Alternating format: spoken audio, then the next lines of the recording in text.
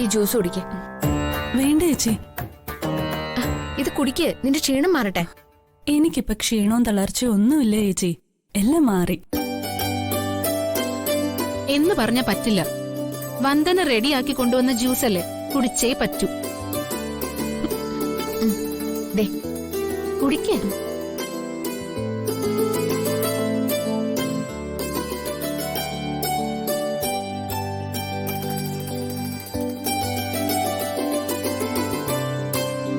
ഇനി മനോജിനെ കാണാത്ത വിഷമം മാത്രല്ലേ ഉള്ളൂ. പേടിക്കണ്ട, ഞാൻ വിളിച്ചപ്പോഴേ ദേ ഇപ്പൊ എത്തിക്കഴിഞ്ഞു എന്നാ മനോജ് പറഞ്ഞത്.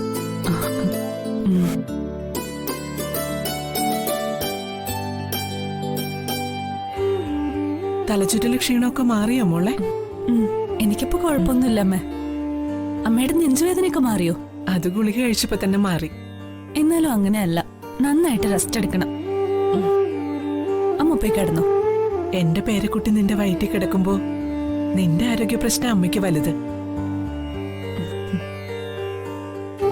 അമ്മയ്ക്ക് കിടന്ന ഒരു സമാധാനം ഉണ്ടാവില്ല.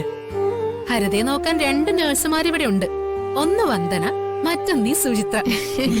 ഇനി ഒരു ഹെഡ് നഴ്സിന്റെ കൂടെ ആവശ്യം ഇവിടെ ഇല്ല.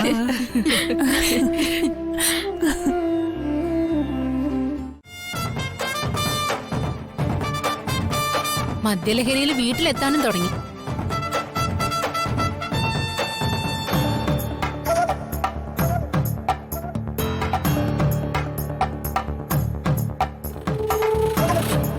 ഇതൊക്കെ കാണുമ്പോ എന്താ മനസ്സിലാക്കേണ്ടത്?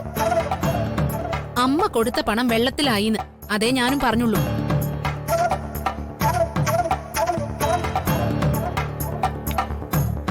കഷ്ടം. എന്താ എന്താ ഇവിടെ എന്താ ഒരു ബഹളം? അവളൊന്ന് വിശ്രമിക്കട്ടെ. ഒന്നുമില്ല, എവിടെയും പ്രശ്നം പണം തന്നെയാണല്ലോ. എന്റെ സ്വപ്നത്തിലെ വീട് പണിയാൻ ഞാൻ ചോര നീരാക്കി ഉണ്ടാക്കിയ പണം മുഴുവൻ അമ്മയുടെ മരുമോളെടുത്ത് ഇവന് കൊടുത്തില്ലേ?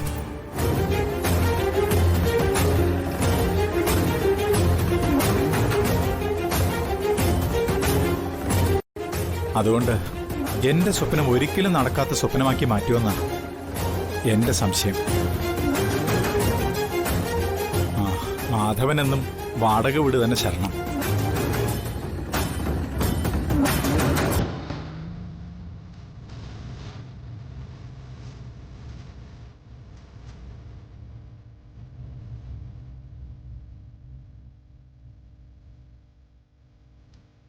സ്വന്തമായി ഉണ്ടാക്കിയ വീട്ടിൽ ഒരു ദിവസം ഒന്ന് കഴിയാൻ എനിക്ക് യോഗമില്ല.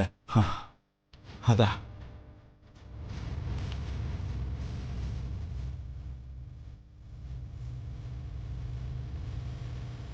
മോനെ മാധവ, എല്ലാരും കുത്തുവാക്കുകൾ പറഞ്ഞിട്ട് പോയി. അമ്മയ്ക്ക് പറയാൻ കുത്തുവാക്കുകളൊന്നുമില്ലേ? കുത്തുവാക്ക് പറഞ്ഞ് നിന്നെ തളർത്തണമെന്ന് അമ്മയ്ക്കൊരാഗ്രഹം ഇല്ല മോനെ. പക്ഷേ നിനക്ക് ഞാൻ തന്ന പണം നീ തിരിച്ചു തരുന്നുള്ള വിശ്വാസം ഇപ്പൊ അമ്മയ്ക്കില്ല.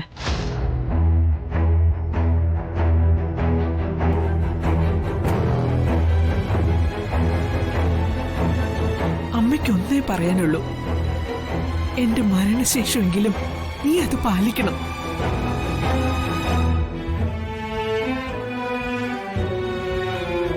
ഞാൻ തന്ന പണത്തിൽ നിന്ന് നിന്റെ വിഹിതം എടുത്തിട്ട് ബാക്കി പണം നിന്റെ സഹോദരങ്ങൾക്ക് നീ വീതിച്ചു കൊടുക്കണം.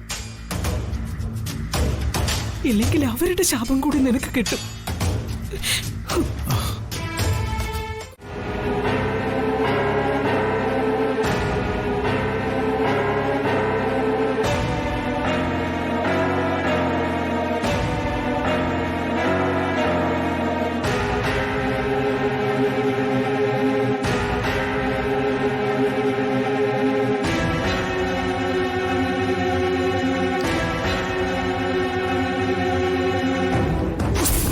ഈ ബിസിനസിന്റെ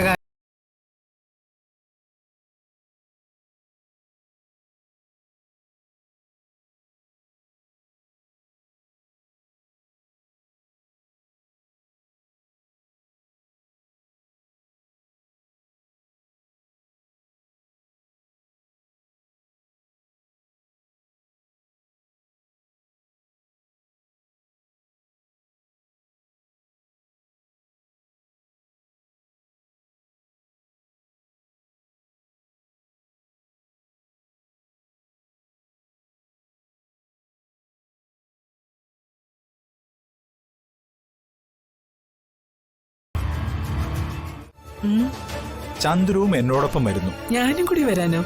ഉം, നല്ല കാര്യായി. ഉം. നടക്കാൻ വരാനൊന്നും എനിക്ക് നേരല്ല. ഇവിടെ പിടിപ്പത് പണിയില്ലേ?